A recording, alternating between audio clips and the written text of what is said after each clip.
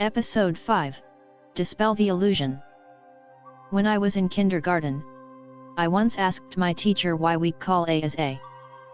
I never got an answer until I reached elementary school, where a teacher explained that the first person to invent the alphabet created rules to help everyone understand each other.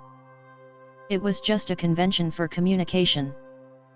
As I studied Dharma, I gained a deeper understanding of conventions and realized that everything around us is a kind of illusion, such as people, animals, objects, genders, names, homes, cars, etc.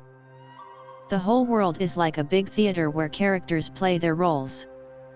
Even our bodies cannot exist without circulating blood, oxygen, and skin covering them. Everything is based on conventions. This understanding completely changed my perspective on the world. One night, while practicing mindfulness, I noticed my legs going numb, but I didn't fight against it. Instead, I focused on my breath as it flowed in and out, felt my heartbeat, and noticed the heat radiating from my core, causing sweat to emerge from my skin. I reflected on the 4 elements within my body: earth, water, air, and fire. In that moment, I realized that I am part of this world and will eventually return to nature. My sense of self comes from clinging to this constructed identity, which gives rise to the feeling of existence. As social beings, we need to communicate, which leads us to create many conventions to help us understand one another. Ultimately, everything is just a convention.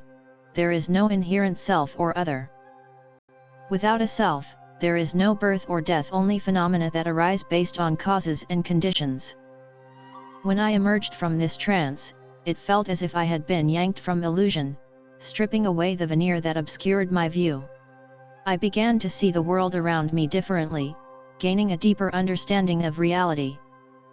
My explanation may seem complex because describing one convention with another can be challenging, yet it is not too difficult to grasp.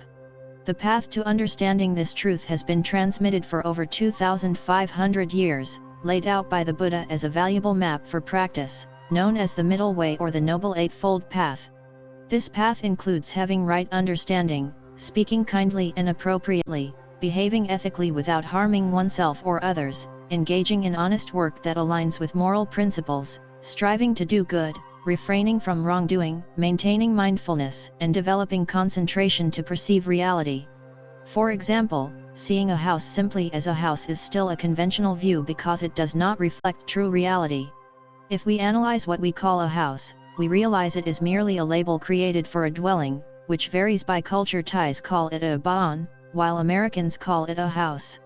If we break down the components of a house, it ceases to be a house and becomes a door, window, roof, etc.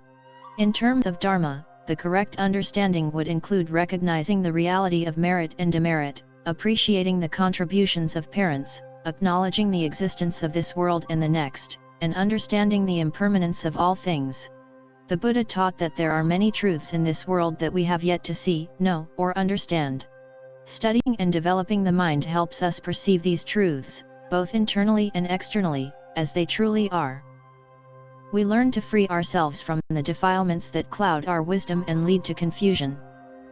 By using the middle way as a compass in life, we can align our views with reality, ensuring our lives progress correctly without getting lost in illusions or being driven by desires and attachments, allowing us to live grounded in truth,